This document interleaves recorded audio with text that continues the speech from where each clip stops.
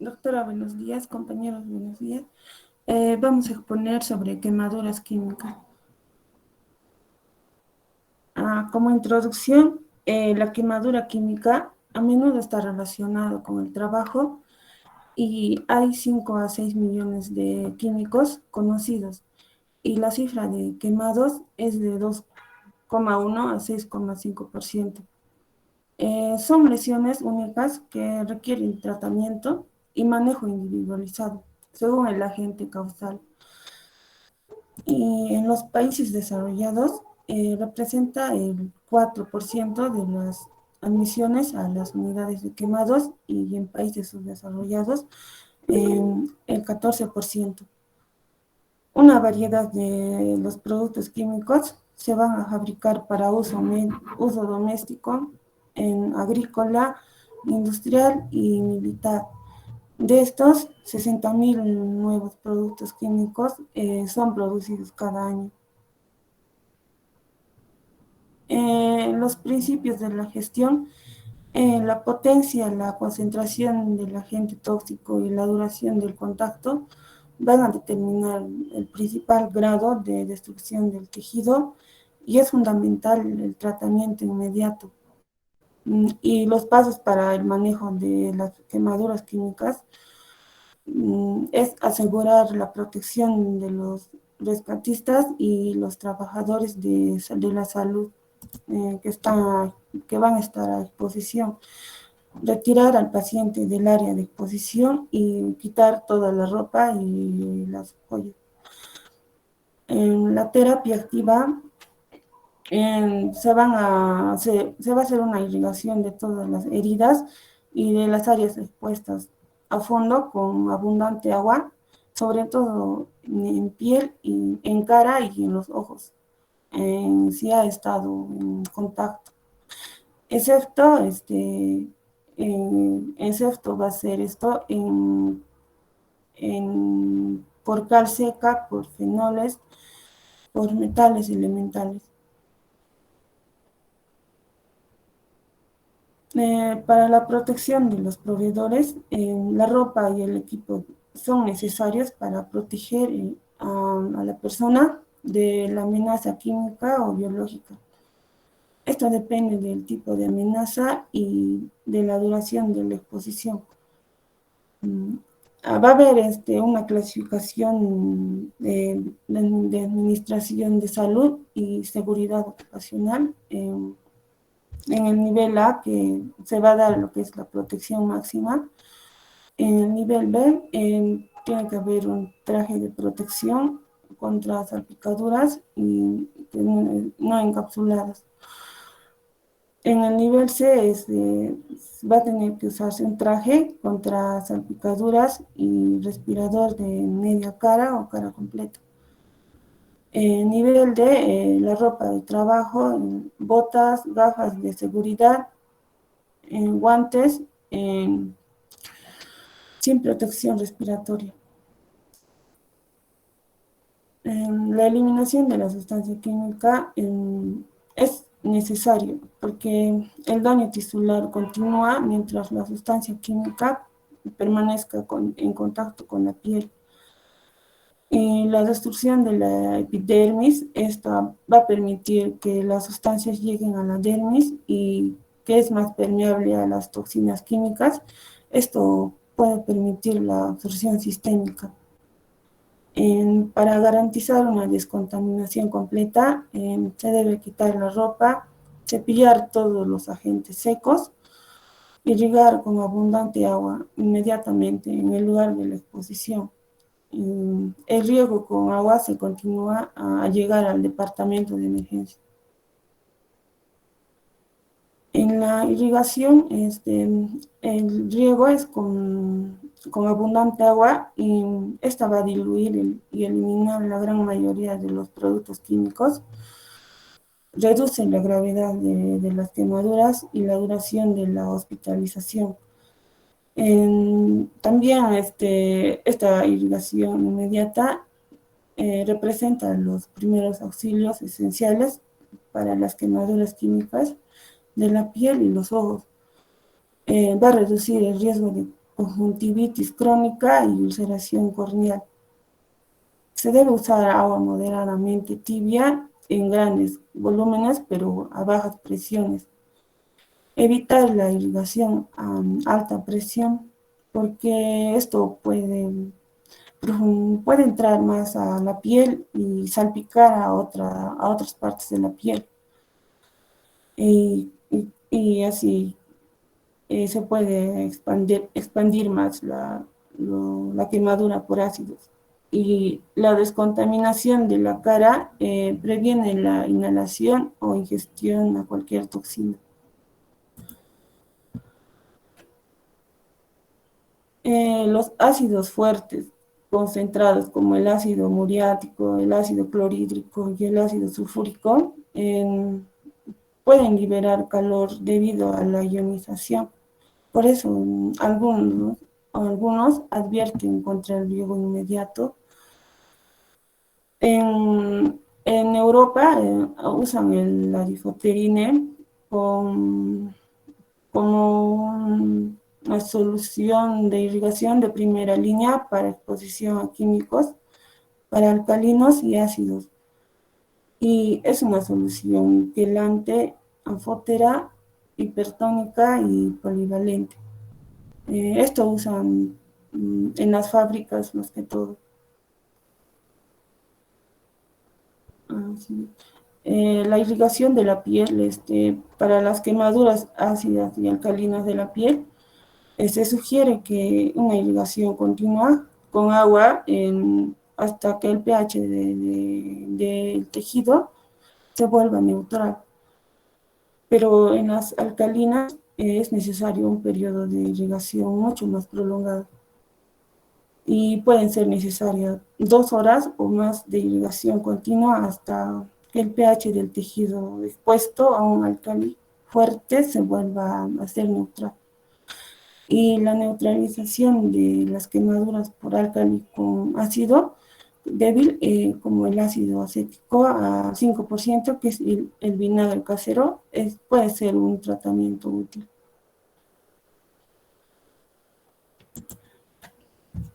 Bien, siguiendo con con la exposición, continuamos con la exposición ocular. Bueno, aquí es importante que tengamos en cuenta que cualquier contacto de los ojos, ya sea con sustancias ácidas o álcalis, va a requerir una evaluación y tratamiento inmediatos, ya que esto se va a hacer con el objetivo de evitar la pérdida permanente de la visión.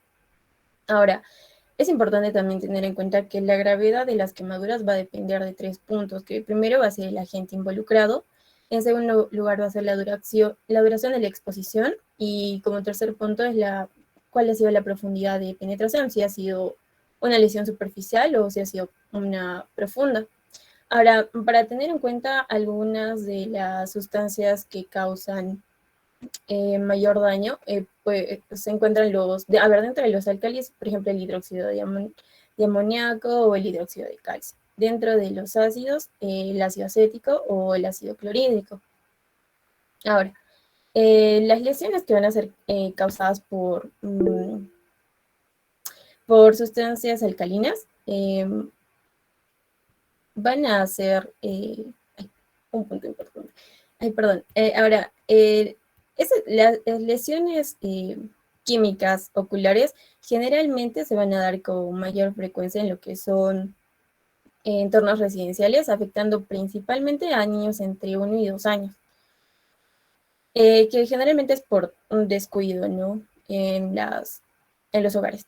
Ahora, las sustancias alcalinas van a ser las que van a causar daños más severos en comparación a los ácidos, ya que los álcalis van a saponificar las membranas de los fosfolípidos de las células, y esto nos va a conducir a una acelerada muerte celular, tanto de las células epiteliales, y también va a causar una mayor penetración de los cáusticos en el ojo. Ahora, el amoníaco concentrado, por ejemplo, causa lesiones graves en las estructuras oculares de la cámara anterior ocular. Y solo basta menos de 1 minuto de exposición para que se causen estos daños. Así también la lejía causa lesiones oculares profundas, ya sea con un contacto de entre 3 y 5 minutos. Y bueno, generalmente aquí podemos encontrar una ceguera irreversible, ¿no? Como consecuencia. Ahora, el glaucoma va a ser una de las consecuencias a largo plazo de ese tipo de exposiciones a químicos, ¿no? Y que causen este tipo de quemaduras, ya que el glaucoma se va a dar por un daño interno a causa de un álcali.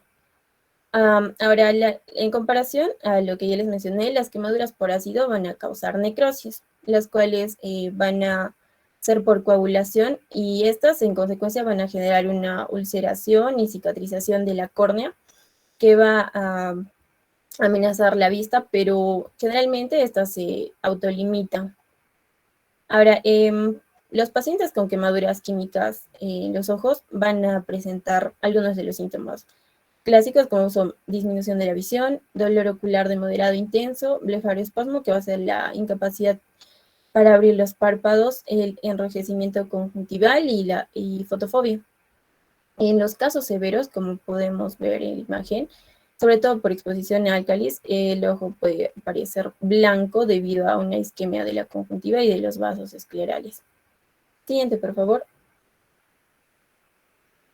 Ahora, como ya les había mencionado, ¿no? Algunas de los productos más comunes que utilizamos y los cuales nos pueden exponer a una quemadura química que muchas veces no conocemos, por ejemplo, son los limpiadores o los tintes para el cabello que contienen sustancias potencialmente peligrosas como el hidróxido de amoníaco o, por ejemplo, la cal y el cemento o el yeso que tienen hidróxido de calcio dentro de sus componentes.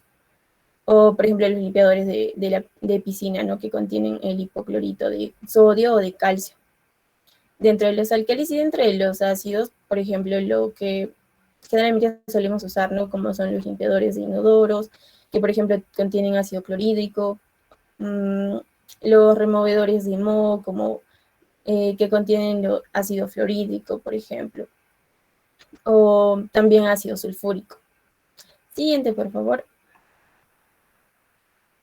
Ahora, ante cualquier exposición ocular que vaya a ser significativa, ya sea álcalis o ácidos, se recomienda una irrigación continua hasta que se alcance un pH neutro en el ojo. Para ello se utiliza agua de primera instancia y si está disponible se puede optar por utilizar una solución salina isotónica. Ahora, la irrigación iniciada en el lugar en el que está siendo intervenido en el paciente, es muy importante que no deje de descontinuarse y se prosiga llegando a emergencias. Ahora, también si está disponible en el hospital una solución de lavado ocular como la difoterine o el CD-ROT, ¿no? Que va a ser importante porque este tipo de sustancias van a reducir la gravedad de las lesiones oculares. A su vez, muchos disolventes van a penetrar la córnea o el ojo de forma limitada y en algunos casos puede que no sea necesaria la irrigación de más de 15 o 30 minutos. Ahora, es importante también saber que el riego inicial se debe continuar durante 30 minutos antes de evaluar el pH ocular. Entonces, a partir de si la irrigación es prolongada, porque existen casos en los cuales se puede dar por más de 12 horas, entonces en estos casos el pH se tiene que evaluar entre cada 15 o 30 minutos hasta que se alcance un pH neutro que va entre los 6.5 y 7.5, ¿no? Dentro del ojo. Y bueno, para medir el pH vamos a utilizar las tiras reactivas para orina, como podemos ver en la imagen, y que se va a poner en el fornix ocular. Ahora, ¿qué va a hacer esta región entre la conjuntiva y el párpado inferior? Ahora, la irrigación prolongada se va a realizar de mejor manera utilizando un tubo intravenoso y una lente escleral, como podemos ver en la imagen inferior, que se va a conocer como la lente de Morgan. aunque es el riesgo de utilizar este lente es que puede dejar algún material atrapado dentro del fondo de saco del ojo, ¿no? Por ello, inicialmente se prefiere un riego manual directo, sobre todo cuando se tienen que eliminar material residual, como por ejemplo en casos de exposición a cemento, yeso o algunos limpiadores, ¿no? O explosivos y fuegos artificiales que van a provocarle la incrustación de sus partículas en la zona ocular. Ahora, el riego por sí solo no va a ser suficiente para poder normalizar el pH si aún estas partículas que están causando la lesión están incrustadas en el globo ocular. Es por ello que también se recomienda voltear, o sea, examinar al paciente volteando los párpados para eliminar cualquier partícula que esté causando la lesión todavía. Y esto se va a realizar con un suave frotamiento con un hisopo de algodón o una fibra sintética humedecida. Siguiente, por favor. Ahora, si no se dispone de una lente Morgan, se debe mantener los párpados retraídos para una exposición máxima de la conjuntiva y de la córnea. Y si además sospechamos que existe una rotura de globo ocular o una lesión penetrante concomitante, no se debe optar por utilizar esta lente, sino solamente se recomienda que se realice una irrigación suave y cuidadosa para evitar una exacerbación de la lesión. Ahora, ocasionalmente también se puede requerir más de 2 horas de irrigación para lograr este pH neutro, ¿no?, en la superficie ocular. Ahora, en casos graves, el pH también se puede medir entre los 5, 15 y 30 minutos después de iniciar el riego.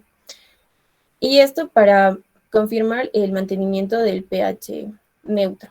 Ahora, si por ejemplo estamos midiendo y vemos que las mediciones de pH no coinciden, se debe buscar cualquier material residual que haya quedado dentro del ojo y luego volver a iniciar el ciclo de riego ocular de 30 minutos y volver a evaluar el pH hasta que se logre mantener el pH estable y neutro. Ahora, por otro lado, también es necesario que se apliquen analgésicos tópicos para que se pueda realizar esta irrigación prolongada y también la evaluación ocular, no sé si hay algún residuo. Para ello se puede utilizar la proparacaína en 1 o 2 gotas de 0.5%. Y a su vez puede ser necesaria también la administración de analgésicos intravenosos para que se complete el tratamiento. Ahora debemos tener en cuenta que los ácidos débiles también no penetran fácilmente en la cámara anterior, como podemos ver en la imagen de la izquierda. Por lo tanto, no sería necesario en estos casos un riego prolongado.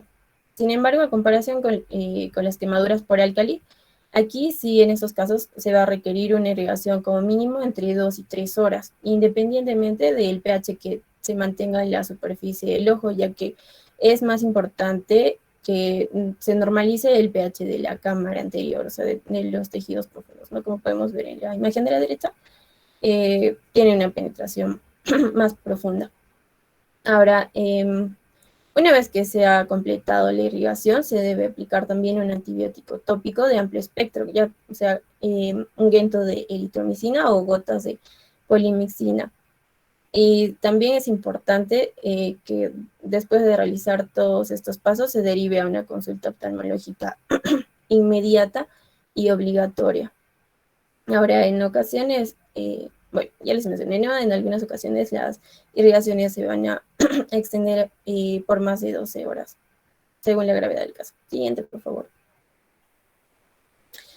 En cuanto a las sustancias químicas que no deben ser tratadas con riego inmediato de agua, tenemos que tener en cuenta que en algunas ocasiones utilizar la irrigación inmediata con agua solamente va a provocar que la lesión empeore, ya que algunas sustancias en contacto con el agua van a tener reacciones exotérmicas o van a empezar a liberar productos peligrosos. Ahora, estos productos que no se recomienda que se inicie la irrigación con agua, son la cal seca, el fenol y algunos metales como el potasio y el sodio, que son los más frecuentes. Ahora, en caso de exposición ocular, también con este tipo de materiales tenemos que hacer sí o sí una inspección dentro del fondo del saco para eliminar cualquier partícula que esté dentro y que siga causando el daño. Ahora, por ejemplo, la cal seca, cuando se tiene la lesión por cal seca, se debe quitar con un cepillo de la piel antes de iniciar el riego. Y ya que contiene óxido de calcio, que cuando entra en contacto con el agua, va a formar productos como el hidróxido de calcio, el cual va a generar una mayor lesión. Ahora, en estos casos, eh, es importante quitar cepillar cualquier partícula restante antes de iniciar nuestra irrigación, y generalmente este tipo de pacientes van a requerir analgésico intravenoso para realizar este tipo de procedimientos. Ahora, en el caso de los metales elementales, estos generalmente se queman o van a liberar subproductos peligrosos cuando se exponen al agua. Y dentro de los más frecuentes son el tetracloruro de sodio, de potasio, magnesio, fósforo, litio, cecio y titanio.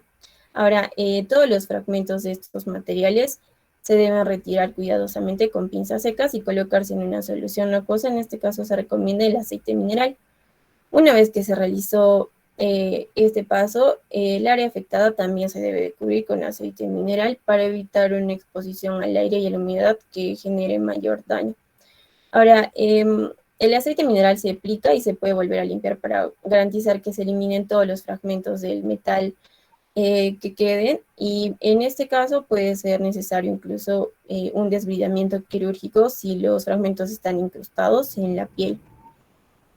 Y también en el caso del fenol, requiere que se limpie la piel con esponjas empapadas de polietilenglicol al 50%, ya que la, la, es importante. La descontaminación con grandes cantidades de agua se puede recomendar hasta que obtengamos esta sustancia, ¿no? Polietilenglicol. Y bueno, es importante también que tengamos en cuenta que cuando vamos a tratar este tipo de material, saber que cuando el fenol se diluye en el agua, puede ser absorbido rápidamente a través de la piel, entonces se puede causar mayor daño. Siguiente, por favor. Ahora, en cuanto a los antídotos, debemos saber que no van a ser importantes en el tratamiento de la mayoría de quemaduras químicas, ya que es mucho más vital iniciar el riego con agua y, por ejemplo, iniciar este procedimiento no se debe retrasar mientras se busca el antídoto, ¿no? Si no, se tiene que hacer de primera instancia. Ahora, existen también algunas pocas sustancias tóxicas que sí van a requerir el empleo de antídotos. Por ejemplo, tenemos las quemaduras por ácido fluorhídrico. Estas, por ejemplo, van a causar un dolor tan intenso y una destrucción de tejidos que también se van a acompañar de anomalías electrolíticas, y esto puede generar un paro cardíaco. Es por ello que en este caso sí se debería buscar iniciar el tratamiento con sales de calcio. Ahora, en cuanto a la evaluación de las quemaduras, generalmente sucede que las quemaduras químicas pueden ser difíciles de evaluar, ya que cuando parecen superficiales se ignora que pueden llegar a causar daño en los tejidos profundos, y por ello puede que la irrigación no se dé de manera adecuada. Es por ello que se recomienda, para evitar este tipo de errores, que se inicie con una irrigación abundante de agua, y también se realice exámenes frecuentes al paciente para evaluar el estado de la lesión y de las heridas, y de cualquier herida que se haya dado por la exposición al químico.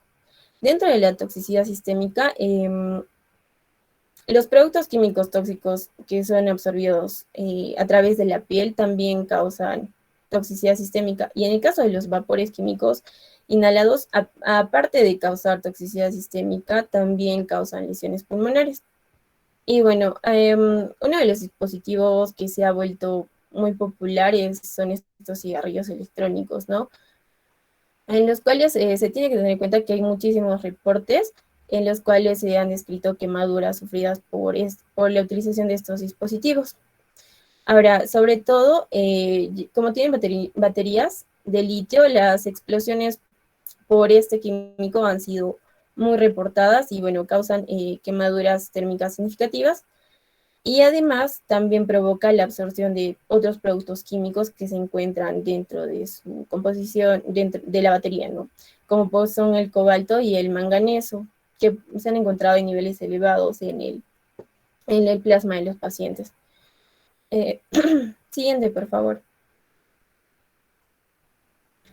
Ahora, dentro de el tratamiento de las quemaduras térmicas por exposición química, tenemos que primero debemos saber que las quemaduras químicas se diferencian de las quemaduras térmicas en que las quemaduras químicas van a seguir causando daño mientras algún componente del químico esté en la zona afectada. Y es por ello que se tiene que revisar cuidadosamente, ¿no? Que no haya ningún residuo. Ahora, las quemaduras químicas, a diferencia de las térmicas, se van a curar de manera mucho más lenta y prolongada, ya que se ha reportado que incluso necesita un 30% más de tiempo que una quemadura térmica para sanarse. Ahora, ahora, aparte de la importancia de la descontaminación inmediata y el riego inicial prolongado con agua, los principios que incluyen el tratamiento de las quemaduras químicas incluyen lo que es la evaluación rápida de vías respiratorias y la estabilización del paciente, así también la reanimación con líquidos, la profilaxis contra el tétanos y analgesia, y también, sobre todo, en las quemaduras que afectan grandes superficies corporales, se requiere que se aplique una reanimación agresiva con líquidos intravenosos. Y así también aplicarse antibióticos tópicos, sobre todo a todas las quemaduras no superficiales. Siguiente, por favor.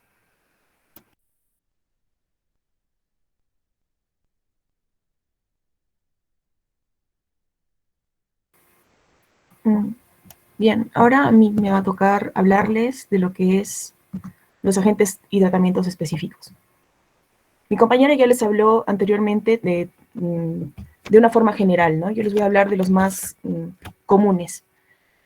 Dentro de los agentes y tratamientos específicos, los agentes antidisturbios, como el spray de pimienta, que es el que vemos acá en la imagen de acá, que se usa muchas veces como un instrumento de defensa personal. Este spray de pimienta puede causar quemaduras tópicas, también traumatismos directos, daño ocular y también complicaciones pulmonares, ¿no? Y ahora voy a hablarles de lo que son los ácidos y de los álcalis. Es importante primero hablarles del pH sanguíneo, ¿no? Nuestro pH sanguíneo es de un 7.35 a un 7.45.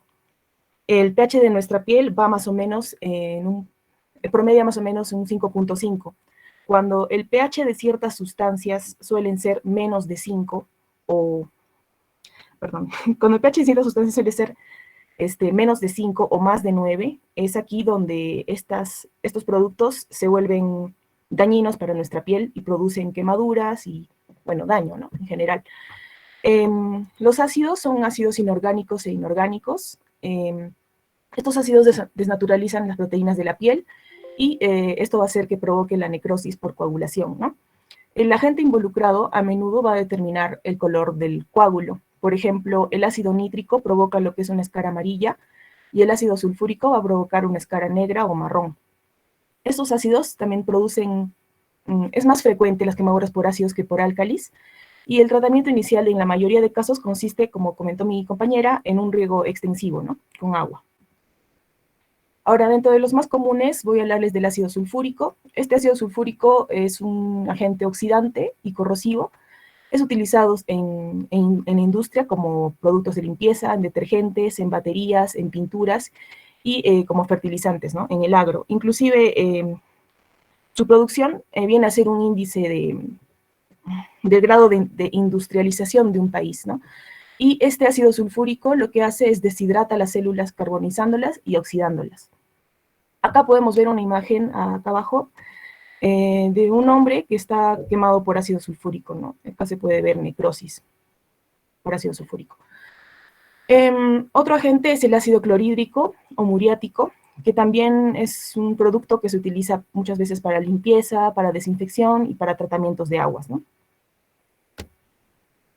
Ahora, cuando la lesión de estas sustancias va a ser, por ejemplo, por vapor, es decir, cuando la persona inhala esta sustancia, el daño va a depender siempre del tiempo de la exposición, ¿no? De cuán concentrada está el producto y de su naturaleza química, ¿no?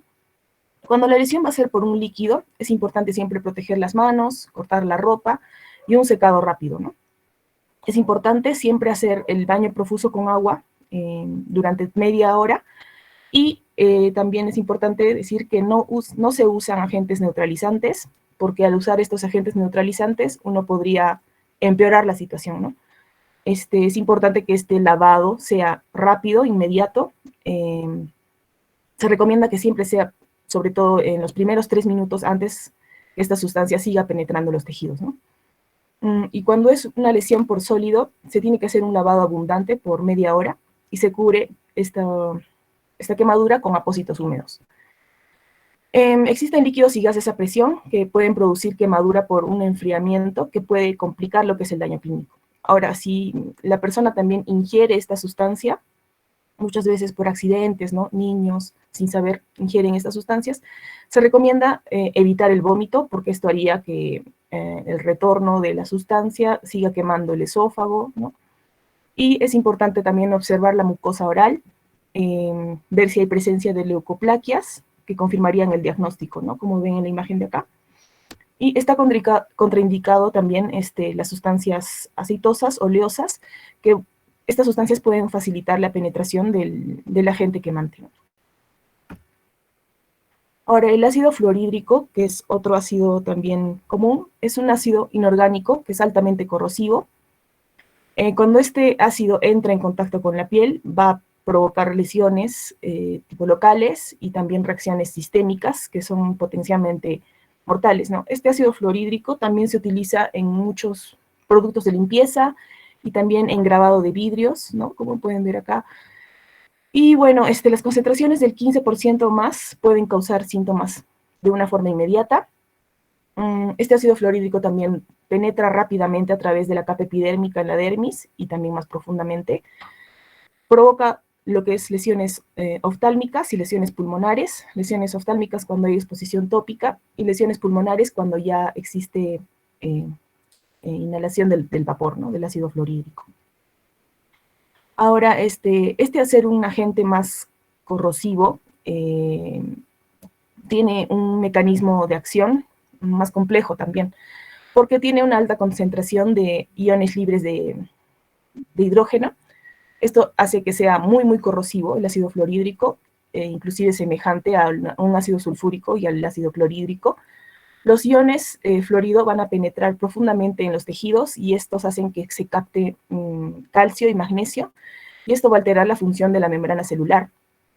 Entonces, esto también al mismo tiempo va a provocar que el paciente sienta muchísimo dolor, porque va a haber una necrosis por liquefacción, y esta necrosis continúa a menos que se neutralice con sales de calcio o magnesio. Entonces, es importante también este agente porque produce no solamente quemaduras, sino también fallas multiorgánicas que pueden ser directas o indirectas. Porque al mismo tiempo de que, bueno, actúa de manera que capta calcio y magnesio, este producto ocasiona hipercalemia, hipocalcemia, hipomagnesemia, y como saben, esto puede producir lo que son alteraciones cardíacas, como arritmias o fibrilaciones ventriculares. Entonces, la exposición a este agente exige siempre un tratamiento inmediato, un rápido, que tiene que ser de vida o muerte, ¿no? El manejo es importante, hacer el lavado abundante, inmediato, por 30 minutos, mientras se canaliza una vena. Se tiene que aplicar una solución al 10% de un gluconato de calcio endovenoso y por debajo de la escara del tejido necrosado, ¿no? O una solución de 50% de dimetilsulfóxido. En estas quemaduras, en caso que sean quemaduras en la cara, se puede aplicar el gluconato por lo que es la vía carótida externa hasta que desaparezca la sintomatología del dolor, ¿no? Sin complicaciones y con gran mejoría. Ahora, otro ácido del que les voy a hablar es el ácido carbólico o el fenol. Este fenol es un sólido incoloro, blanco, que tiene un olor dulce, es común en su forma líquida y se usa también, al igual que los otros, como desinfectantes y producción también de plásticos y de resinas. Este fenol se absorbe fácilmente a través de la piel y a través también de los pulmones cuando se inhala en su forma de vapor. Las quemaduras dérmicas graves por fenol pueden causar una toxicidad sistémica grave y también pueden ocasionar la muerte. Su manejo acá consiste en la utilización del polietilenglicol solvente, que esto es lo que elimina el fenol de la piel. Tiene que ser de 400 al 50%, frotar a fondo. El sustituto de este polietilenglicol es el isopropanol o el glicerol. Luego de esto es importante irrigar con abundante agua. Se usa grandes cantidades de agua, pero siempre, como comentaron mis compañeras, no con mucha presión, porque puede empeorar la situación. Como es una sustancia no muy común, normalmente esta sustancia polietilenglicol se encuentra en farmacias donde mismamente producen estos productos de resinas y plásticos, ¿no? No es muy común, entonces se recomienda usar grandes cantidades de agua hasta que se obtenga este polietilenglicol. Eso. Ahora el fósforo, voy a hablarles del fósforo blanco, que es otro ácido, elemento sólido, que se enciende espontáneamente en el aire y al encenderse espontáneamente en el aire forma un pentóxido de fósforo. Este fósforo blanco se utiliza como un agente incendiario en armas y en fuegos artificiales. Como pueden ver en las imágenes de acá, se utiliza en fuegos artificiales, inclusive, bueno, investigando, encontré que se utiliza este fósforo blanco en guerras. Últimamente en la guerra entre Ucrania y Rusia también se utilizó el fósforo blanco. Y acá podemos ver a un niño quemado con fósforo blanco. También se utiliza en el agro como fertilizantes. Y su característica de este fósforo blanco es que su oxidación produce una llama amarilla, mientras que la producción de humo blanco indica formación de otra sustancia que se llama ácido fosfórico. Ambas queman, es altamente corrosivo, y su característica de este fósforo blanco es que produce una autoignición por aumento de temperatura, ¿no? Es decir, sigue quemándote, ¿no? Luego de haberte caído la sustancia. Continúa oxidándose hasta tanto no se desbride o se neutralice, ¿no? Por lo tanto, vendría a producirse una quemadura mixta, porque produce quemadura por químico y quemadura térmica, ¿no? Este fósforo blanco puede producir también alteraciones sistémicas, como hipoproteinemia, produce hematuria, oliguria, fallas renales, petequias y necrosis, ¿no? El manejo, al hacer un agente mixto, ¿no? que produce quemaduras químicas y térmicas, viene a ser un poco más complejo y requiere también un mayor tiempo para su curación. Es importante primero interrumpir el proceso de la quemadura. Se cubre la compresa con compresas, o apósitos embebidos en soluciones salinas o en sulfato de cobre al 1% o al 0.5%, o nitratos de plata al 1 o al 3%, o lámpara de Wood. ¿Para qué sirven estas sustancias? Para identificar la presencia de partículas de este elemento, ¿no? De este fósforo blanco. Es importante siempre identificar todas las partículas que existan, ¿no? En la piel, porque, como les dije, sigue quemando por temperatura y también por su agente químico, ¿no? Entonces se tiene que identificar la presencia de las partículas y retirarlas y lavar después, ¿no? De retirar todas esas partículas de fósforo. Acá podemos ver la lámpara de Wood, ¿no? Es una luz especial que hace que las partículas de fósforo brillen, ¿no? Para poder identificarlas. Se tiene que repetir los procedimientos quirúrgicos hasta que se haga la remoción completa. Solo hasta que se haya terminado el desbridamiento completo se procede a lo que es ya la cobertura con injertos, ¿no? Ahora también este producto puede producir también irritaciones de mucosas, ¿no? En caso de inhalación. Entonces, si es que hay un compromiso de la vía aérea, es importante también examinar al paciente con un fibrobroncoscopio y administrar líquidos por corto tiempo, ¿no? Y es altamente mortal esta sustancia. Ahora voy a hablarles de los álcali. Los álcali van a ser dañinos cuando ya sean más de, el pH sea mayor de 9, ¿no? Estos álcali producen lesiones más severas que los ácidos porque tienen mecanismos de lesión más graves que los ácidos, porque, a ver, cumple con la disolución de proteínas, que esta sustancia al diluir las proteínas producen mayor reacción química, ¿no? Entre el producto el químico y la piel, y esto hace que el álcali penetre mayormente la lesión, ¿no? Más profundamente. También existe el mecanismo de lesión de que saponifica las grasas. Esta saponificación de grasas hace que incremente el daño térmico y también aumenta la penetración del álcali. Y otro mecanismo de acción es la extracción de agua de las células. Es por eso que macroscópicamente se diferencian los álcalis de los ácidos, porque tienen otra forma, ¿no? Por ejemplo, las quemaduras por álcali se ven más jabonosas, más líquidas, mientras que los ácidos se forman como más costrosas, ¿no? Esto tiene una explicación debido al mecanismo, ¿no?, de lesión en el que extrae agua de las células, ¿no? Y también saponifica las grasas. Entonces, las quemaduras por álcali son notables por su grado de edema y también porque va a existir pérdida de líquidos, ¿no? Entre los más comunes de los álcalis vamos a tener el amoníaco, anhidro y el cemento. El tratamiento inicial en la mayoría de estos casos va a ser también el lavado. Tiene que ser rápido, cuanto más rápido va a ser más efectivo. Sin embargo, no existe un consenso de cuánto tiempo tiene que realizarse este lavado, ¿no? Pero es importante realizar biopsias para medir el pH de la sangre, de los tejidos, ¿no? Acá podemos ver una quemadura por álcali de 3er grado causado por productos de limpieza. Acá se puede ver el aspecto coriáceo y muerto, ¿no?, de la dermis. Y acá podemos ver los vasos trombosados, ¿no? No siempre son tan evidentes. Ahora les voy a hablar del amoníaco anhidro. Este amoníaco anhidro es un gas incoloro, picante, se utiliza como fertilizante y muchas veces como un agente para producir drogas como la metanfetamina y también como fabricación de fibras sintéticas, ¿no? Este amoníaco anhidro puede producir lesiones oftálmicas y lesiones pulmonares, ¿no? Puede haber quemaduras graves y quemaduras menos graves. En las quemaduras graves se observa un tejido negro coriáceo y en las menos graves producen lesiones color amarillo y grisáceo, ¿no? El manejo es irrigación abundante con agua, exposiciones oculares. En casos de exposiciones oculares se pone proparacaína y se irriga con abundante agua. Bueno, el cemento es también una causa de quemaduras por álcali, es poco reconocida y poco reportada. Una mezcla de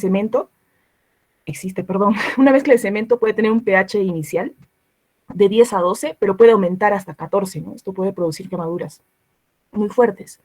Es frecuente en rodillas, en piernas. Los síntomas de presentación se dan horas después de la exposición. Pueden ser ardor, eritema, dolor, formación de vesículas. Sin embargo, 12 a 48 horas después ya se ven las lesiones evidentemente, ¿no? El manejo es con abundante agua de riego.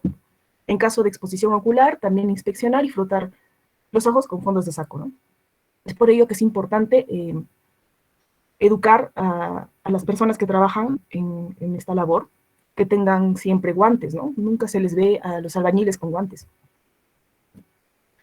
También otra sustancia álcali que puede producir quemaduras son las bolsas de aire de automóviles.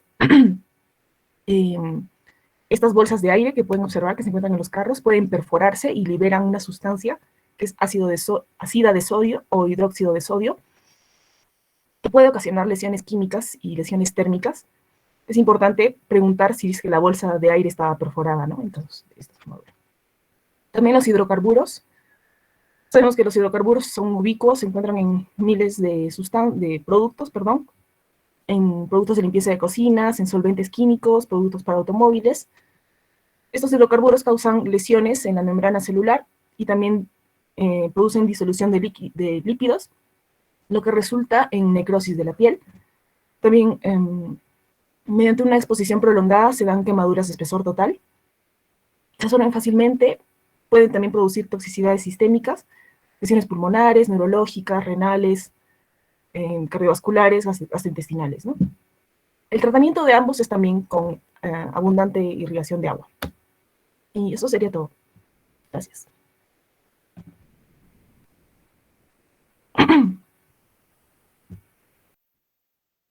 Ok.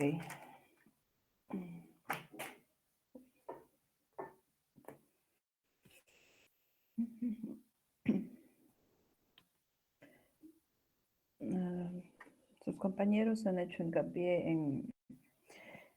en que la gravedad de una quemadura depende de algunos factores. ¿Qué factores son esos? Para los que no han expuesto. Doctora, ¿podría ser el tiempo de exposición, la concentración y también la naturaleza de este producto? Ya. ¿Algo más? Doctora, la potencia de la gente. La profundidad, doctora. Ajá, la profundidad también. Exacto. Ya. Ha mencionado que los ácidos tienen una manera de actuar y los álcalis otra manera. ¿Cuáles son la forma en que queman estos agentes químicos? Alessandra. Ya, doctora, en caso de las sustancias alcalinas, dijeron que es básicamente que causan una saponificación de las membranas de fosfolípidos y causan así una muerte rápida de las células epiteliales. Y esta pueden llegar a penetrar, causar una penetración, ¿no? Como dijo de los cáusticos en el ojo, y causar más daño. Y en el caso de los ácidos, dijeron que causa ya también una necrosis por coagulación. Causan también lo que es ulceración y cicatrización de la córnea en el ojo, ¿no? Básicamente eso, doctor. Ok. Joana, ¿algo más que decir?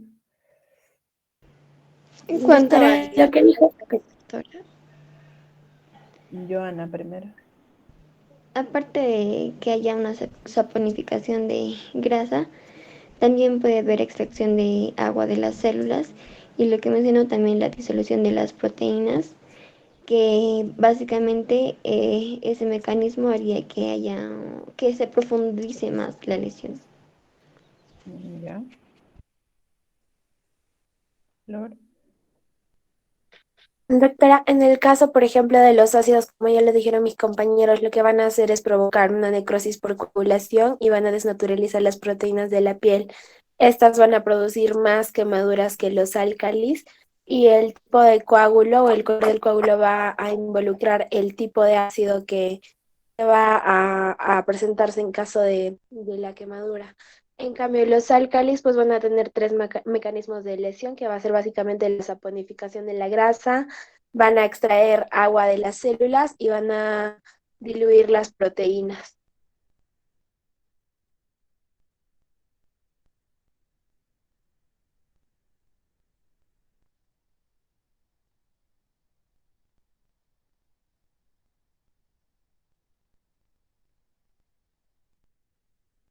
¿Cuál es el tratamiento que se brinda cuando se tienen quemaduras químicas? En general, ¿no?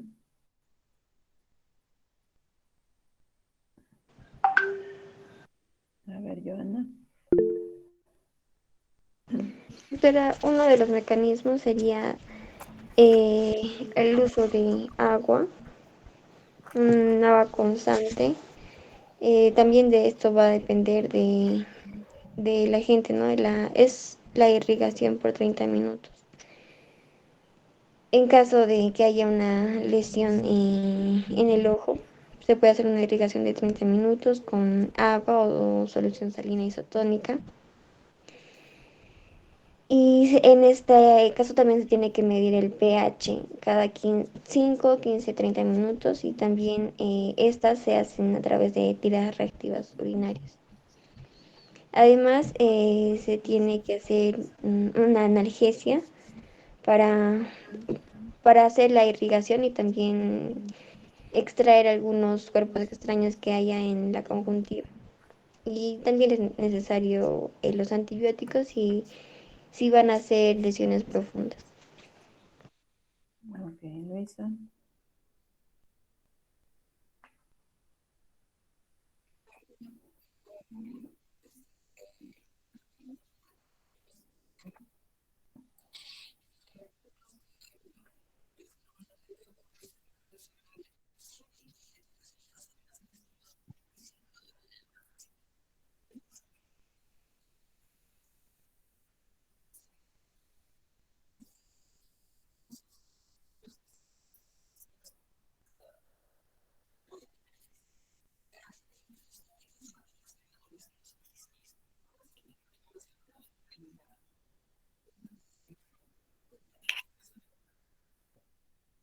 Ok, Daniel. Doctora, era lo mismo que iba a decir. Ok. Mm,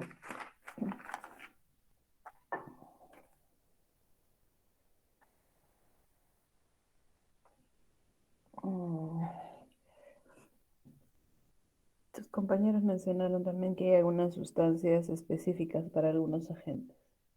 ¿Cuáles son esos los más importantes? Doctora, A ver. por ejemplo, para el caso del fenol, doctora, para el manejo se utiliza el polietilenglicol, doctora, y esta de eliminar el fenol de la piel y se utiliza al 50%, tiene que flotar al fondo y posteriormente esto se tiene que irrigar con abundante agua. Ok, ¿alguna otra sustancia más?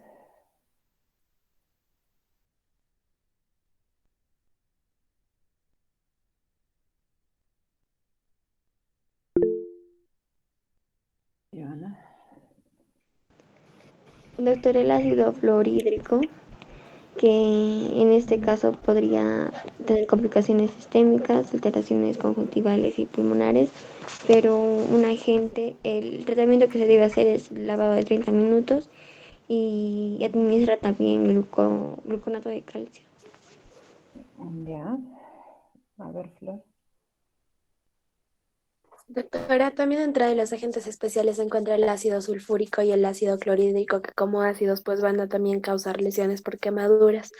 Estas van a ser, los mecanismos de lesión son distintos, ya sea por vapor, por líquido o por sólido, pero es importante también, como dijeron las medidas iniciales, que es la irrigación continua, por lo menos durante los primeros 30 minutos.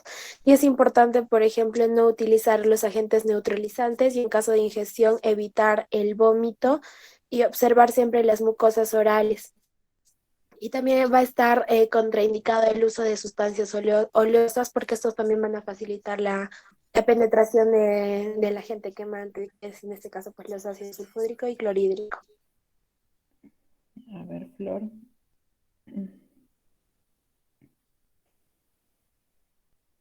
Ay, perdón. Doctora, ¿se me Doctora, escucha? Sí, está bien, está bien. Ya, doctora. A ver, Yulma. Doctora, también mencionaron que, bueno, en el caso de fósforo blanco, que en caso de quemaduras de este tipo, la curación iba a ser un poco más prolongada, ¿no? Entonces, para interrumpir el proceso de quemaduras se deberían utilizar la solución salina o también el nitrato de plata, y también mencionaron de la lámpara de Wood, que va a ser básicamente como una herramienta que nos va a permitir que no progrese esta quemadura, ¿no? Y también mencionaron sobre el sulfato de cobre. Ya. ¿La lámpara de Wood es para que no progrese o para qué? Yo les he entendido que es para identificar que todavía hay partículas, ¿no? Que pueden seguir quemando. Ok, ¿qué más? Estaba, ya se mudó. Alguien más había por acá. A ver, Samila. Doctora, mi pregunta es si el sulfato de cobre se sigue considerando como un tratamiento, porque leí que ya no, ya no estaba considerada como un antídoto, al menos para las quemaduras por fósforo blanco, porque son bastante peligrosas. Entonces, esa era mi duda. ¿Qué dice el grupo?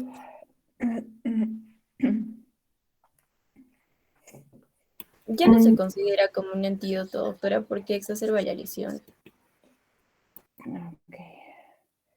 Ya, entonces, con el fósforo blanco quedamos en abundante irrigación y que por ser un agente altamente penetrante puede producir lesiones más profundas. Básicamente eso. ¿Qué más? Ya, mencionaron otra sustancia también que tiene un tratamiento diferente. Si bien es cierto, no todas, no, la mayoría de las sustancias requieren una irrigación, hay una de estas sustancias que tiene un tratamiento distinto antes de que se empiece a irrigar, que es común. ¿Cuál sería? De las que han mencionado sus compañeros. A ver, Joana. Doctora, en caso que sea una radiación, cal o fenol, mencionó la compañía. A ver, ¿cómo en radiación? A ver.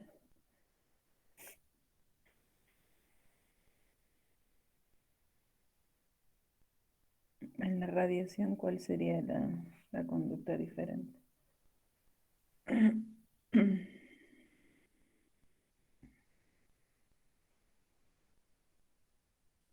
A ver, Joana.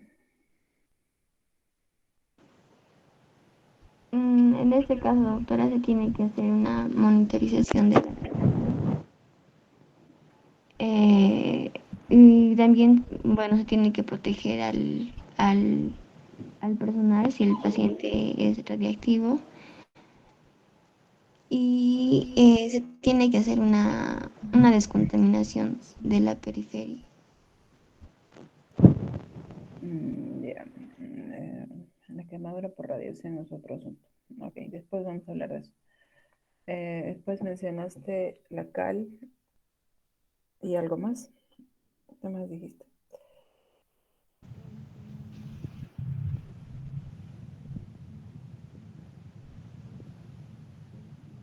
Y el fenol dijiste.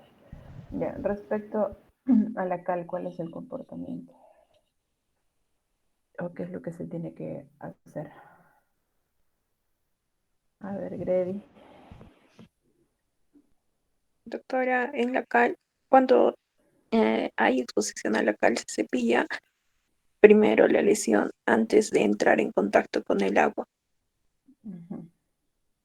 Eso es importante, al igual que en el fenol es importante el polietilenglicol, en la cal también. Y hay bastante quemadura química por cal. Por lo general, o es el agua que contiene, que hacen, no sé, hacen un lavado, pero que al final termina con algún contenido de cal, o la cal misma, es bastante frecuente dentro de las quemaduras químicas. Y sí reaccionan rápidamente con el agua, se profundizan. Así que es importante primero tratar de quitar todo el polvo o la sustancia como se pueda y después de eso recién procedemos a la irrigación, ¿no? La irrigación igual tiene la intención de disminuir la cantidad de la gente, pero en específico en la cal no debe ser al instante, sino que se tiene que intentar quitar la sustancia de manera seca inicialmente. A ver, Joana.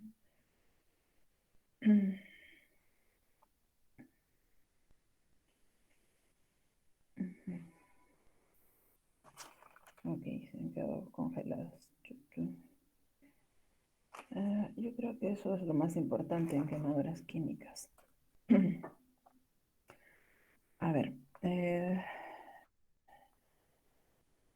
digamos que cuando hablamos de quemaduras químicas, mm, hay algunos pasos importantes, ¿no? Sus compañeros han mencionado, si bien es cierto, la irrigación es una de las bases, antes de eso lo han mencionado quizá un poco más, de manera un poco más ligera, que se tiene que quitar la ropa, y todo lo que se tenga alrededor con la sustancia, porque el contacto directo hace de que continúe quemando. Entonces eso es importante, al igual que en radiación, quitar la ropa con la que está el paciente es importante. Luego de eso, la irrigación y, bueno, si hay algún agente específico, pues un tratamiento específico.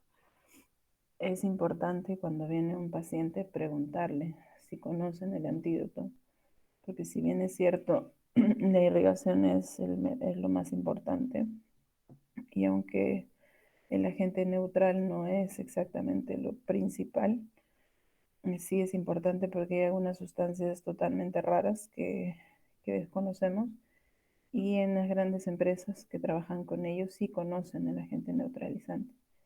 Y muchas veces pueden traer el agente para intentar usarlo, porque dentro de las quemaduras las químicas tienden a ser siempre profundas. Entonces, mientras más arsenal tengamos para evitar de que se profundice, es mejor. Entonces, no es que sea lo primordial y no es lo único que vamos a esperar, pero sí se tiene que indagar, porque sobre todo esas que son de empresas, esas tienden a tener los agentes cuando son sustancias químicas extrañas.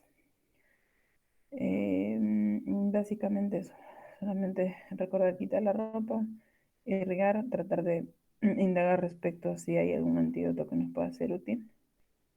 Y una vez de que se ha, digamos que tomado todas estas medidas locales, hay que tratar de estadificar la profundidad de la quemadura, porque en función de eso también está el tratamiento, ¿no?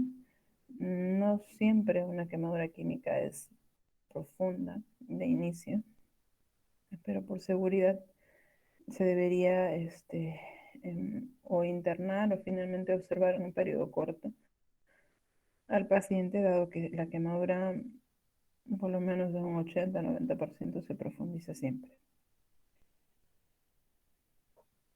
Doctora, disculpe, entonces la quemadura por cal sería la más común acá, al menos en Perú, No, no es la más dentro de común, las químicas. no exactamente es la más común, pero sí hay bastantes fábricas que trabajan con cal. Y por lo menos en mi práctica con químicos, mm, en mi práctica, que es básicamente privada, suele venir bastante paciente con quemadura por cal, pero no estoy segura yo de la estadística del Perú exactamente, ¿no? Porque puede ser variado, hay por ácidos, por álcalis, pero particularmente lo que yo más veo es de cal. Entonces, no, tendremos que averiguar si es que en la estadística del Perú es la más frecuente, pero es algo que van a ver ustedes con bastante frecuencia. Así que ya saben que primero tienen que tratar de quitar el agente en seco y después recién realizar la irrigación. Gracias, doctora. Ok. Nada más, les mencionaba que una vez que ya tienen bien tomado las medidas locales, hay que ver la profundidad de la quemadura. Se debe idealmente hospitalizar al paciente o observar en un periodo corto, porque lo más probable es que sí vaya a necesitar del especialista, ¿no? La vez pasada les mencioné que les iba a mostrar algunas fotos, porque sí es importante que ustedes identifiquen si es una quemadura de primero, de segundo, de tercero, porque en función de eso está que pueden referir apropiadamente a un paciente o es que lo pueden seguir tratando ustedes de manera tópica. Les voy a ir mostrando algunas fotos de lo más típico en realidad, para que ustedes puedan más o menos identificar por lo menos lo más grosero. Ok, ahí les muestro.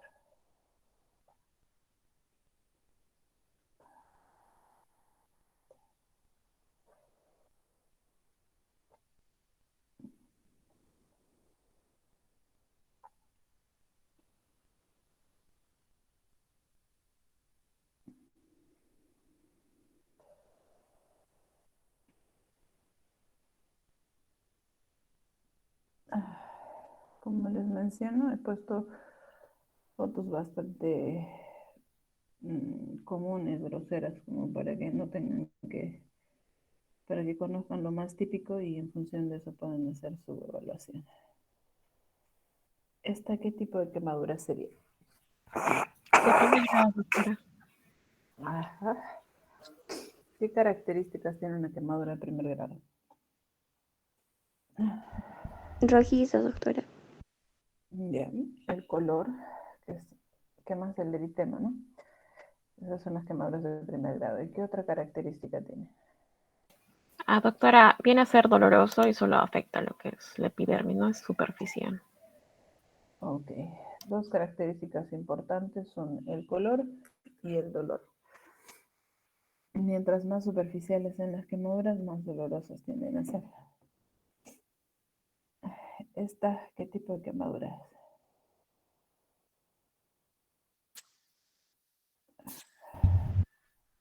Primer grado también. También sí. Continúa siendo una quemadura de primer grado. ¿Esta otra? De segundo grado, doctora. Segundo grado. Ok. ¿Qué características tiene una quemadura de segundo grado? Las ampollas, doctora. Ya. ¿Qué más?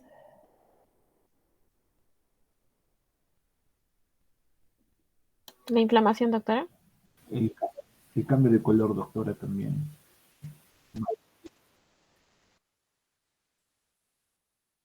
Ya.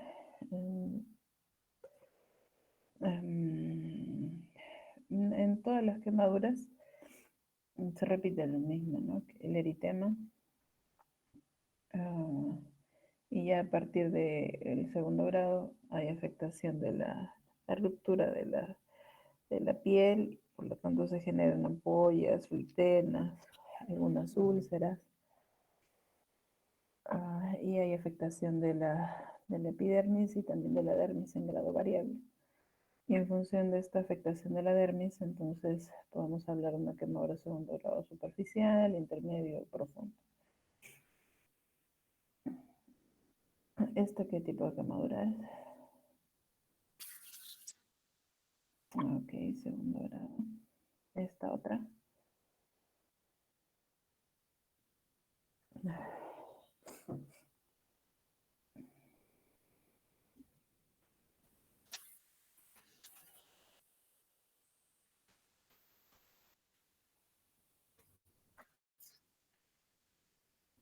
Ya, ¿alguien tiene otra opinión?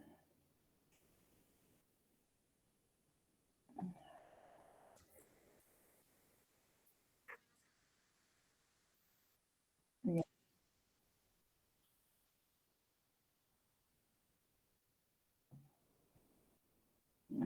Ya, a ver, estamos entre segundo grado y tercero.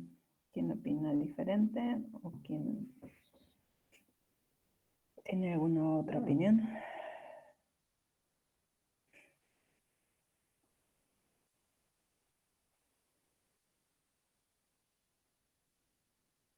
A ver, comenzando por las características, ¿no? ¿Qué habíamos hecho de una de segundo grado?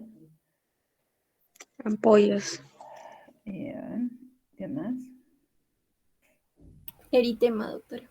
Ya, esta quemadura no tiene ampollas. ¿Qué más?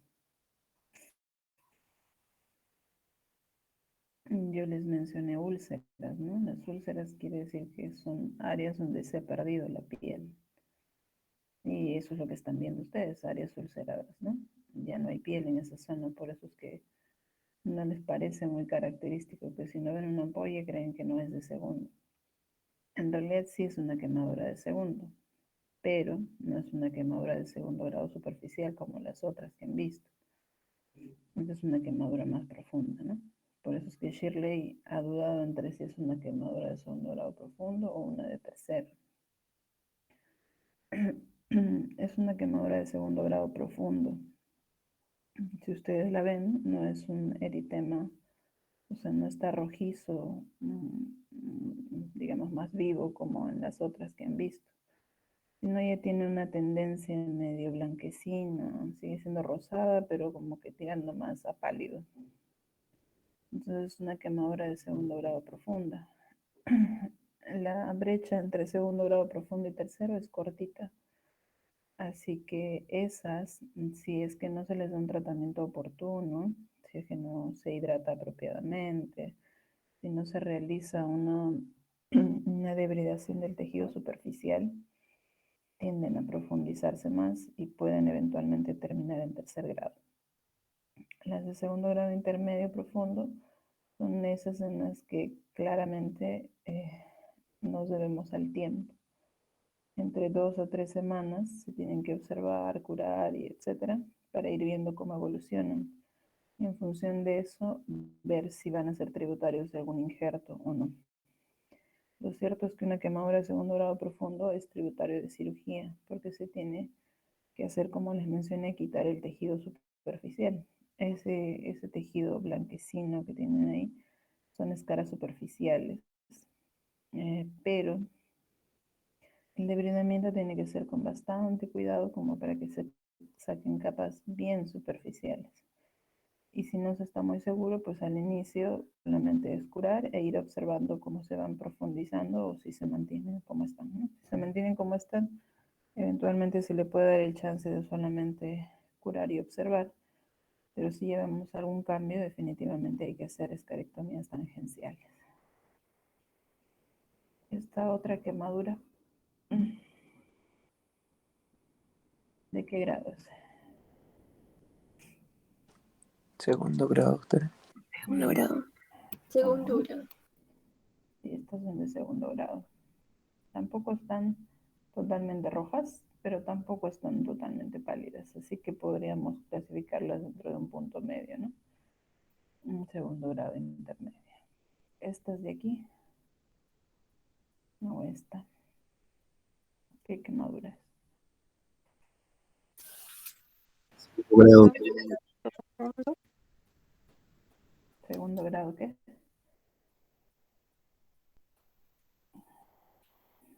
Bien. ¿Alguien tiene otra opinión?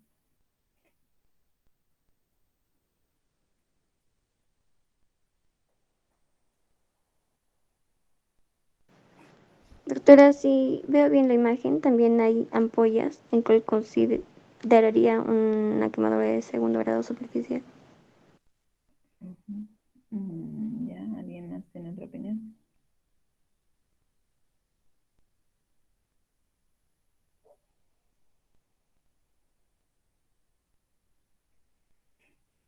Por ahí puede que haya algunos parches de quemadura de segundo grado superficial, pero más impresiona de intermedio, que tienen estas zonas que son un poquito más rosadas, a profundo, que son estas que son un poco más blanquecinas, ¿no? Esta y esta otra. Y por aquí también hay otro pedacito. Entonces, en resumen, es una quemadura de segundo grado intermedio profundo.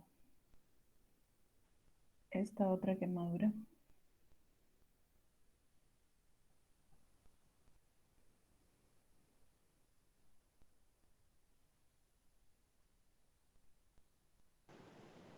De segundo grado, doctora profunda.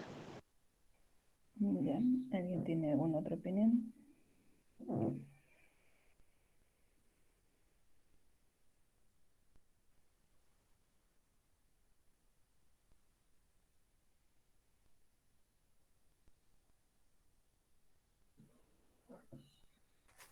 Si ustedes notan, a diferencia de las otras quemaduras, aquí no todo el tejido se ve lastimado, sino se ven áreas que ya han ido cicatrizando, ¿no es cierto? Entonces, estas áreas donde ustedes ven unos puntitos más oscuros, probablemente hayan sido áreas más superficiales, por eso es que a estas alturas ya están sanas, ¿no? alrededor. Esos puntitos oscuros son botones dérmicos, que quiere decir que es una piel un poco más gruesa solamente la epidermis que inicialmente sella las quemaduras, ¿no? Estas ya esta quemadura tiene algún tiempo, por eso tiene esos botoncitos ya en esa zona. Estas áreas de aquí son profundas, intermedias profundas, y esta me impresiona que fuera ya de tercer grado. Ustedes notan, es un pálido franco, a diferencia de este, ¿no? Que está ligeramente más pálido, como las quemaduras de segundo grado profundo que han visto, pero esta está totalmente pálida. Esta ya es una quemadura bueno, en este caso sí podemos decir que es de tercero, por el tiempo que tiene alrededor, ¿no? Que bueno, eso es algo que ustedes desconocen del tiempo. Pero si dijeran que es una quemadura de segundo grado profundo a tercero, estarían dentro de lo correcto, ¿no? Lo demás es intermedio profundo. Esta otra quemadura.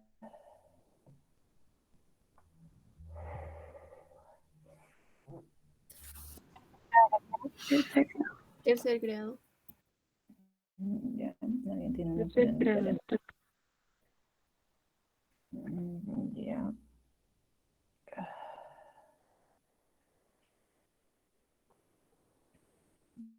Y esta otra, ¿qué sería? Tercer grado, doctora. Tercer grado. Tercer grado. Ajá. Impresiona que fuera de tercer grado, ¿no? Sin embargo, estos quemaduras son bastante recientes. Ustedes se dan cuenta. Alrededor hay bastante eritema todavía. Esta no es un área tan blanquecina como esta otra, ¿no? Que sí se ve francamente blanquecina. Esos puntos ahí rojos que ustedes ven es ya después de que se ha intentado quitar algunas capas.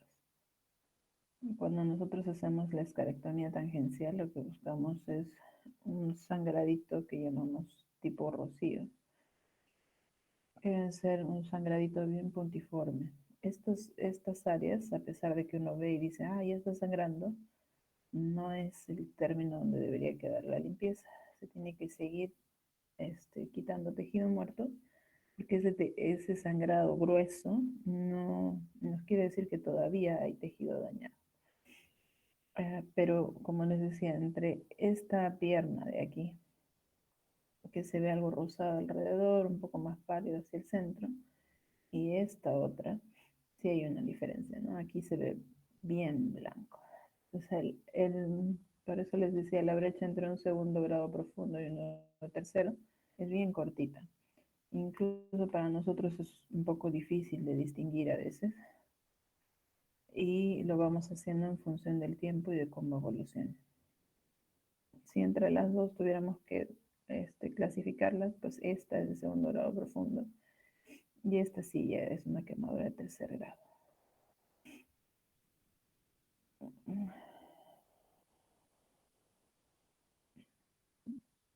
Esta es esa pierna en el tiempo, ¿no?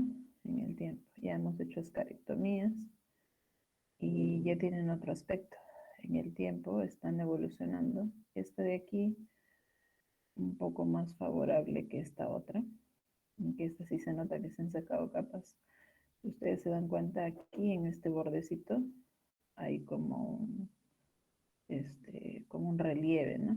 Eso nos da un poco de idea de qué capas se han ido quitando.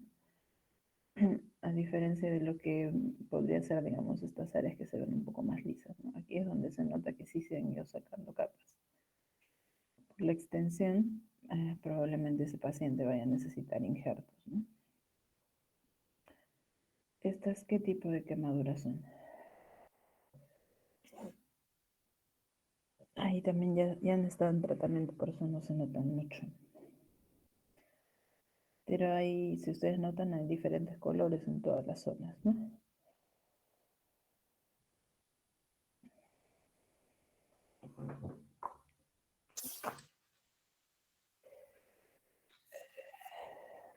Ya. Ya. ¿Alguien tiene alguna otra opinión? Tercer tercer grado, doctora. Tercer grado, doctor. Ya. En realidad aquí no se distingue tanto porque, como les digo, ya está en tratamiento, ya se les ha hecho escarectomías en estas zonas.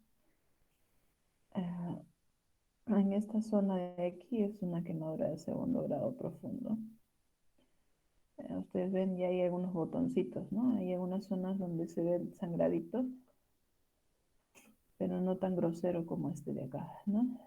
Estos de aquí, ese punteadito así finito, nos indica de que hasta ahí nada más llega.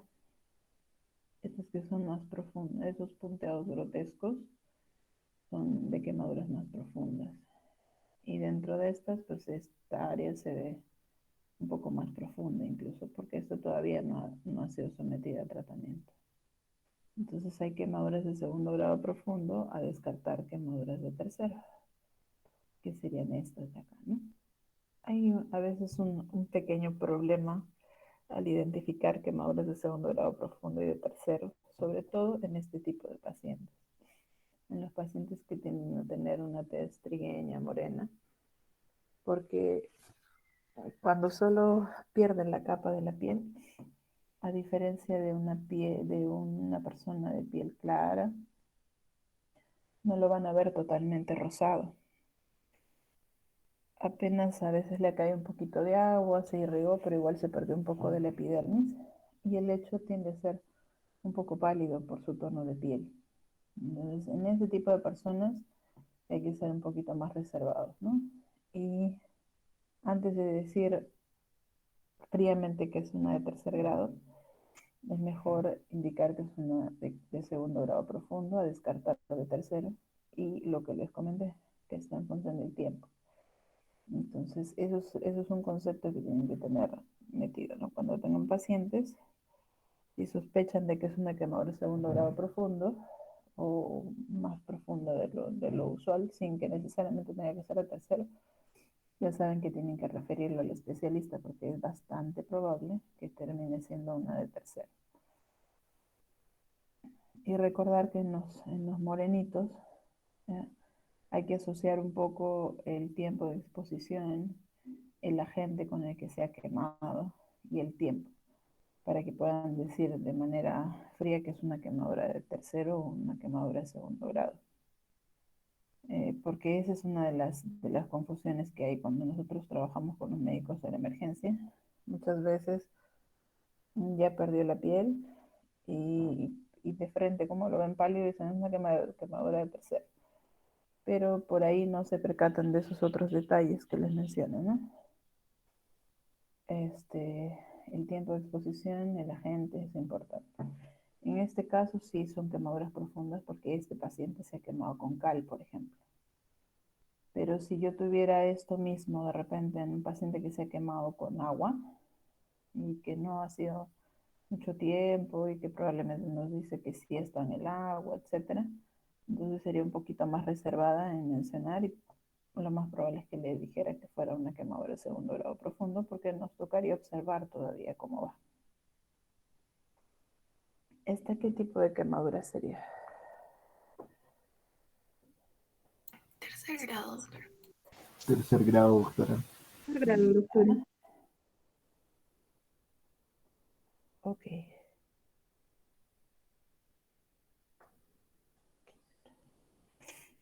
Ok, tiene áreas de tercero en la mayoría, ¿no?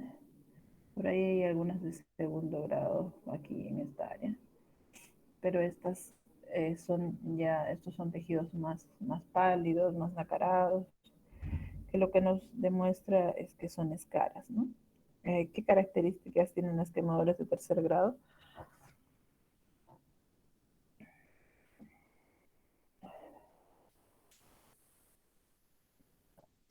Mm, ya. En esta imagen sí hay escara, es esta, toda esta área de acá. Esa es una escara franca.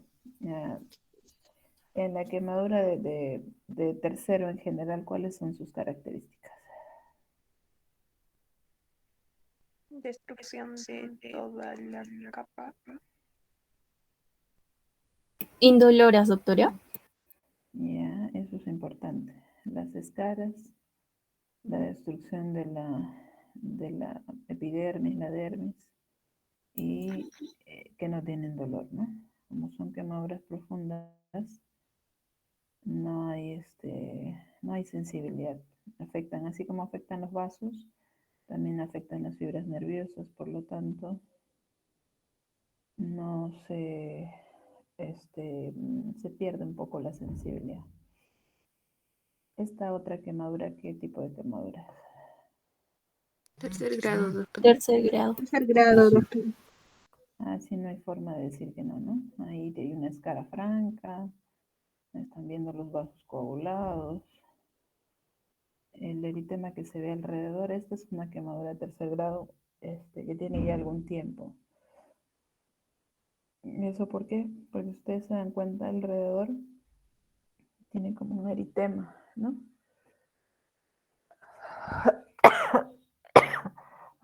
Que no quiere decir que ahí alrededor sea una quemadura más superficial, sino quiere decir que el cuerpo en el tiempo trata de quitar las escaras. Hay algunos pacientes que ven la quemadura y dicen, pero está seca. Y ha estado seca y vienen solo porque alrededor se les puso un poco rojo o porque ya les empezó a salir un poquito de suerito. Cuando la escara comienza a desprenderse, comienza a salir un poco de suero. Entonces se asustan y vienen y dicen, estoy viniendo porque está infectada y porque no sana. Está seca, pero no sana. Y para ellos muchas veces el estar seca es que en realidad no es una quemadura profunda. Y solamente el eritema y esta secreción es lo que los asusta. El cuerpo, como les decía, trata de quitar las escaras. Siempre que tenemos una herida, el cuerpo trata de sellarlo, ¿no? Y otra cosa que hace es, si tiene tejido muerto o tejido que no debe estar ahí, genera un proceso de inflamación para poder quitarlo. Y es lo que pasa en las quemaduras de tercera edad. Muchos vienen más por eso que por la propia escara. Por eso les digo que eso tiene algún tiempo, no es de momento. ¿Esta qué tipo de quemadura sería? Tercer grado también, doctora. Tercer grado. Ok, sí, ¿no? Aquí ya se ven, probablemente ustedes tenían entendido que las escaras la mayoría de veces eran así de oscuras, ¿no? Pero no siempre son así de oscuras, también hay quemaduras, escaras más amarillentas, medio marrones, como estas que hay en estas áreas, ¿no? Y en este caso lo que nos está mostrando es la cara ya con una cubierta de matriz dérmica, que como les mencioné la anterior vez, es un sustituto de piel que podemos usarlo para la reconstrucción, ¿no? Básicamente simula la dermis de la piel para que estas áreas después de injertar no se retraigan y no causen esas cicatrices que deformen la cara, ¿no? Igual que si lo usáramos en otras áreas. La idea de la dermis es darle ese grosor. De repente no podemos porque como han visto las áreas de donantes de injertos totales no son muy amplias. Entonces si necesitamos amplias zonas de piel total, pues esta es una manera de poder salvar ese problema. ¿Esa qué tipo de quemadura es? Tercer grado, doctor. Tercer grado, doctor. Tercer grado, doctora. Ajá. Como ustedes están viendo, aquí alrededor ya hay tejido cicatrizal, ¿no? Ustedes ven, este es el color de su piel. Y aquí alrededor hay otros colores, ¿no es cierto? Lo que quiere decir que en algún momento esta quemadura probablemente ha sido de segundo grado profunda, descartar tercero. Y estas áreas que han sido profundas se han ido cicatrizando y se ha definido las áreas de tercer grado. Esta es una niñita que ha entrado a una cura quirúrgica en la que ya hemos sacado las escalas, ¿no? Más aquí que acá, en esta zona todavía en algún momento intentamos darle una oportunidad, pero no tampoco sobrevivió, entonces esto se tenía que sacar al final. ¿Estas qué tipo de quemaduras hay? Tercer grado también, doctora. Tercero. Ok. Hay quemaduras de tercero. ¿Qué más? De segundo también, doctora, profunda. Claro, Sí, también de segundo, doctora. también hay quemaduras de segundo, ¿no? La mano y esto son quemaduras de segundo. Si ustedes se dan cuenta, es un niñito morenito, ¿no? O algo trigueñito. Entonces, por ahí que esto nos da la impresión de que fuera totalmente profundo, pero no. Estas sí son quemaduras profundas, ¿no? Aquí hay escaras, aquí hay úlceras, por lo visto bastante más profundas. En estas áreas también, ¿no? Hay escaras francas, úlceras. Entonces son quemaduras de segundo grado profundo a tercer grado, ¿no? Y de tercer grado. ¿Esas qué tipo de quemaduras son? De tercer grado, doctora. De tercer grado, doctora. Tercer grado. Ok, hay quemaduras de tercer grado, ¿no? La piel está literalmente carbonizada. En este tipo de pacientes se aplican los tratamientos que finalmente no llegaron a mencionar, creo, sus compañeros. Aunque no, sí aclaramos uno de los conceptos, ¿no? En este tipo de pacientes, si ustedes se dan cuenta, el tórax y el muslo están quemados casi en circunferencial. Entonces, en estas áreas se va a producir, sobre todo en el tórax, un síndrome compartimental que va a evitar que el paciente respire apropiadamente. Entonces, el tratamiento en esas áreas, además de limpiar, quitar el tejido desvitalizado, es hacer escarotomías con la finalidad de, digamos que, mm, partir o dividir estas escaras y que permitan que el tórax nuevamente pueda expandirse, ¿no? Entonces se hacen incisiones en esta área verticales, horizontales, con la finalidad de que se partan como si fueran rompecabezas, para que eso le permita al paciente respirar apropiadamente. Y en la pierna también se tiene que hacer eso, porque si bien es cierto, no es que va a impedir la respiración, va a impedir que haya una correcta irrigación de los músculos. Entonces también se tienen que hacer escarotomías o incluso a veces se hacen fasciotomías, que quiere decir que se llega hasta la fascia del músculo dependiendo de la profundidad de la quemadura, ¿no? Obviamente un paciente con quemaduras tan extensas de tercer grado, lo primero es que hay que intubar, ¿no? Como habíamos dicho, en todas las quemaduras hay que priorizar el ABCDE, y en este caso la prioridad es la vía aérea, luego la hidratación, y a su vez ir pensando en ingresar prontamente al paciente para el tratamiento quirúrgico que ya hemos mencionado, ¿no? Esta imagen era para mostrarles el paciente que teníamos con las quemaduras, ¿se acuerdan? Que mostramos dos muslos ahí. Para que ustedes vean más o menos qué tipos de sustitutos usamos, ¿no? Les mencioné el otro día, estas son pieles de cerdo. ¿Y por qué las estamos usando de primera intención? Porque como han visto, son quemaduras de segundo grado profundo. Probablemente estas sí no van a terminar de sanar, van a terminar siendo de tercero y vamos a necesitar injertar, pero en la periferia tenía quemaduras de segundo grado profundo, ¿no es cierto? Entonces hay que esperar a que se sanen esas áreas y que se delimiten la extensión total de la quemadura de tercero. Y en esa interfaz, pues se dan las curaciones, se puede usar piel de cerdo o se puede usar simplemente gasas furacinadas mientras se define la extensión de la quemadura. Otro tipo de tratamiento vimos en la niñita que les mencioné, ¿no? Igual eran quemaduras profundas, ustedes han llegado a ver, había como una gradita y un desnivel marcado, ¿no? Entonces, para una niña sacar una extensión de esta piel total implicaría sacarle de las dos ingles y probablemente de alguna otra zona más. Entonces optamos por donarle una dermis, ¿no? En los pacientes que tienen nosotros algunos tipos de seguro que se llaman EPS, esos que pagamos, que se pagan mensualmente, no siempre la cobertura es tan amplia. Y si la cobertura es amplia, igual este material es bastante costoso.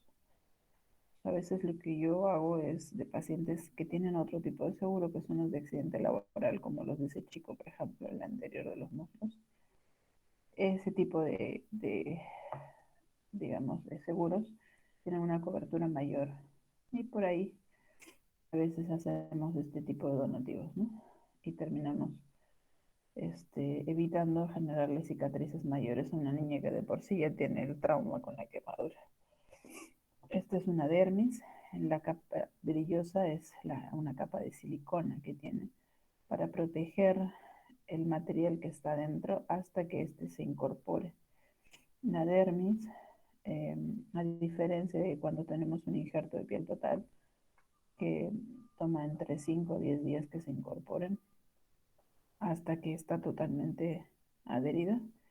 En el caso de una dermis exógena, pues esta puede demorar entre 2 o 3 semanas para que se vuelva como si fuera su propia dermis. Por eso tiene que tener una cobertura en esta área que la proteja para que no se seque y no se pierda. ¿Esta qué tipo de quemadura es?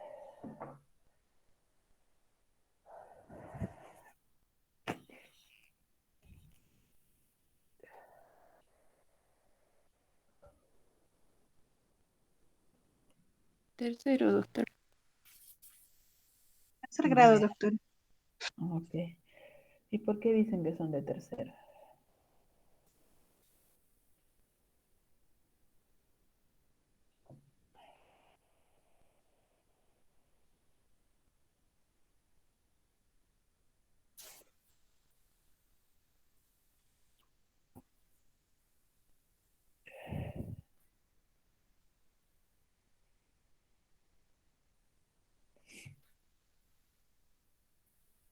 Ya.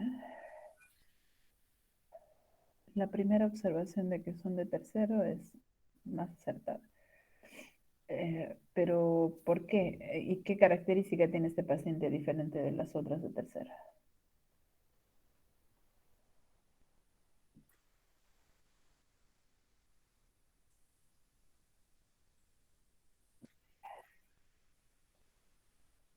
Sería de tercero, doctora, porque tiene características de que es extenso, se ve que hay pérdida también de la estructura de la piel. Ah, Ajá. ¿Alguna otra característica más que les parezca rara, diferente, que no distingan?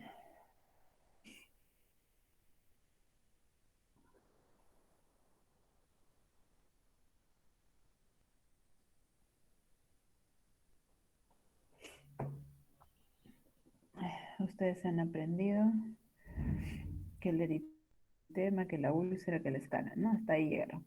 Pero si ustedes, obviamente no distinguen mucho porque ustedes no tienen experiencia, pero estas zonas en realidad ya han sido injertadas. Estas ya tienen injerto. Esta no es una escara, no es su piel normal, no es su piel, es diferente. Si ustedes ven, esta es una piel injertada. Ven aquí una raya acá, ven que hay algunas depresiones, algunas zonas. Incluso aquí se nota también. Estos son injertos más recientes que estos. Los injertos se colocan como tiras, ¿no? Como tiras como si sacáramos tela por tiras, así las colocamos, ¿no? Y algunas áreas, cuando son quemaduras bien profundas, tendemos a hacer lo que sus compañeros explicaron, el mallado, ¿no? Es decir, se hacen varios orificios en diferentes zonas que permiten que la piel se extienda. Por eso tiene este aspecto acá, como si fuera una piel de pescado, Acá no es tan notorio, hay otros que son bastante más notorios. En las que en los espacios en que se ha dividido la piel para que se extienda, se generan cicatrices y eso hace que tenga ese aspecto. Entonces, en estas áreas hay injertos, ya, estos son úlceras residuales, ¿no? Al igual que en estas zonas. Entonces, la intención de mostrarles eso era más o menos para que vean cómo puede ir evolucionando y que no necesariamente, primero que un injerto no tiene el mismo color de su piel. Segundo, que dependiendo del grosor tienden a contraerse, es decir, como que a achicarse, a jalarse hacia el centro. Y bueno, que hay, depende de la profundidad, hay otras úlceras que tienen que manejarse en el tiempo, ¿no? Que también hay que volver a injertar, pero que primero hay que limpiar, tiene que tener un lecho limpio, apropiado para que podamos injertar. Probablemente en esas zonas inicialmente haya habido tejido todavía muerto, por eso es que no ha terminado de pegar el injerto, ¿no? Ok, entonces esas son algunas imágenes como para que de manera grosera tengan alguna idea de cómo calificar las quemaduras o clasificar las quemaduras por profundidad, para que de acuerdo a ello ustedes puedan derivar al paciente a un centro especializado si lo necesitan. Obviamente si es una quemadura de primer grado, segundo grado superficial, hasta intermedio, se puede manejar en un centro de salud o de manera privada, no sé cómo a veces hay algunos pacientes. Pero cuando ya vemos que tienen rasgos de segundo grado profundo o evidentemente de tercero, tienen que ser manejados por el especialista, ¿no? ¿Alguna consulta, alguna duda? Doctora, no me quedó claro cuando mencionó por qué una quemadura de segundo grado se podía convertir en una de tercero. ¿No tendría que ver más con el tiempo de exposición? Un ratito.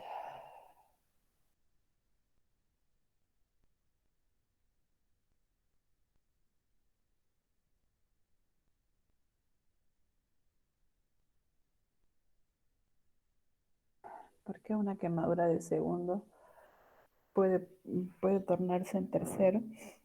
Porque una quemadura de segundo grado profundo es como la representación del grafiquito que nos mostraba su compañera, el que no le prestó mucha atención, que es la zona de isquemia, la de coagulación. ¿Se acuerdan cuando hablaron de quemados? Entonces es una zona en la que no termina de definirse eh, porque hay algunos vasos que están irrigando alguna zona, pero puede que la coagulación sea mayor y que termine en isquemia. Sí está en relación a la profundidad, está en relación a el tiempo de exposición.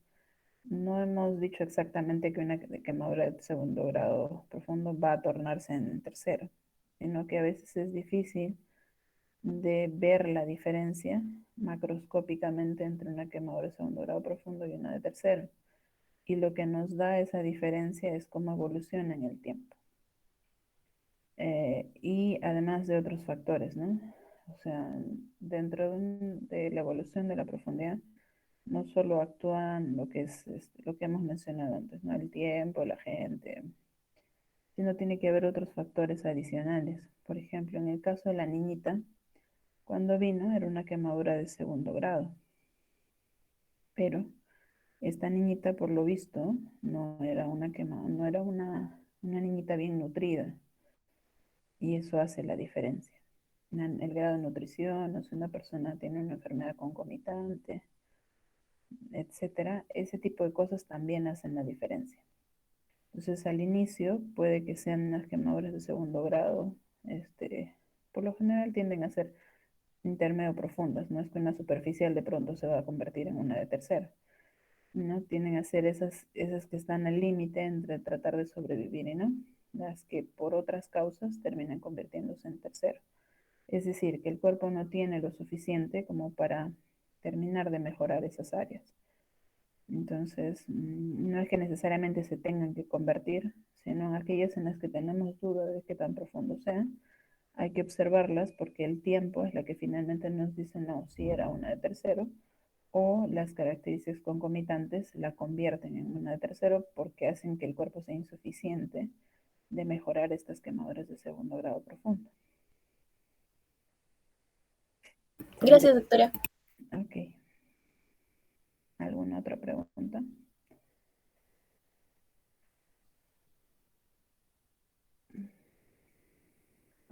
Ok, entonces van pensando, si tienen alguna duda, la aclaramos en la siguiente clase. Y ya, espero que las imágenes siempre ayudan un poco, ¿no? A veces solo hablar los conceptos no nos ayuda, pero les he mostrado más o menos imágenes características para que se graben cuáles son las algunos rasgos que nos indican que sean de primero, segundo o tercero, para que no se confundan de manera grosera. Entonces nos vemos el día martes. A ver, Marilyn. Doctora, disculpe, le quería decir, es que he entrado un poco tarde y no pude contestar a la lista. Ya, ok. Doctora, yo también. Doctora, yo también, pero puse presente cuando entré. ¿Tu apellido? Núñez Salcedo, doctora. Yo también, doctora. Me saque caño, por favor. A ver, otra vez. A Chauis, ¿no? La que me dijo hace un ratito. Sí, doctora. Después, ¿quién más? Arostegui, doctora, también, por favor. Arostegui. Condo Valdés también, doctora, por favor. Yaskunari Málaga también, doctora. Puse inmediatamente presente en el chat. Sí, te veo. Me saque caño también, doctora, por favor. Me saque caño. Ok. ¿Alguien más? ¿Mamani está? No. Quispe. Zárate. Sí, doctora, eso es presente, doctora. Quispe sí está. Sí, es morado. Ok.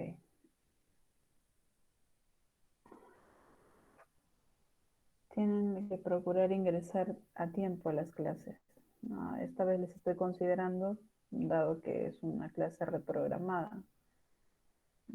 Pero tampoco está bien que tus compañeros entren a las 7 de la mañana y el resto entre como 7:30, 8 de la mañana y se les considera, ¿no es cierto? Entonces tienen que entrar a tiempo a las clases. Ok, chicos. Entonces nos vemos el día martes y con los chicos de la práctica nos vemos en 5 minutos para comenzar. Gracias, doctora. Buen día. Y hasta luego. Gracias, doctora. Cuídense. Gracias, doctora, y hasta luego.